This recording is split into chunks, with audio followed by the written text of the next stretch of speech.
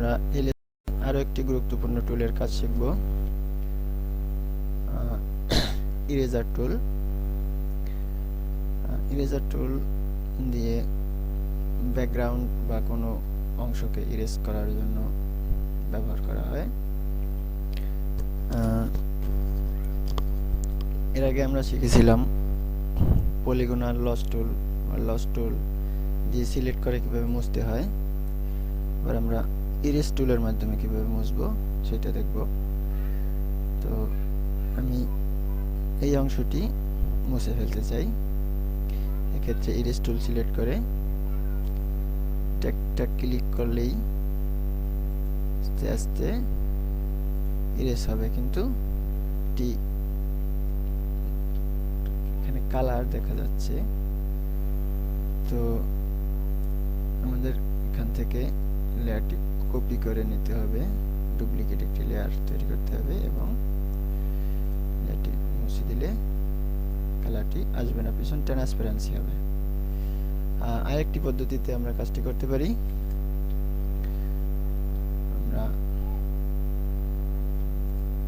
Background erase টুল এর মাধ্যমে কাজটি করতে পারি। সেক্ষেত্রে আমাদের এই ডুপ্লিকেট লেয়ার নেওয়ার আর প্রয়োজন হবে না।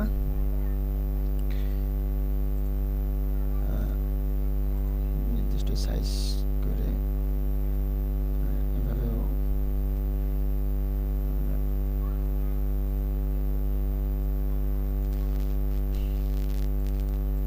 কাজটি করতে পারি।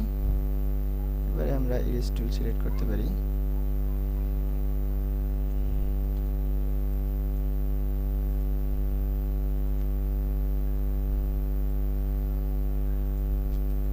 এভাবে করেই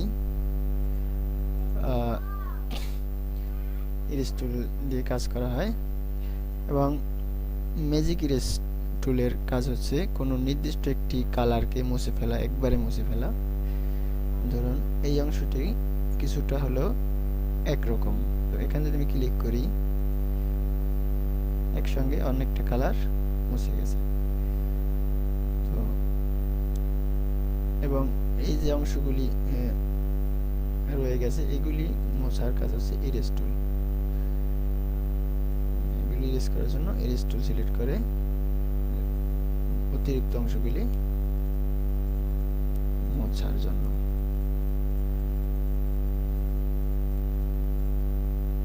তো ইরেজ টুলের ব্যবহার শিখলাম।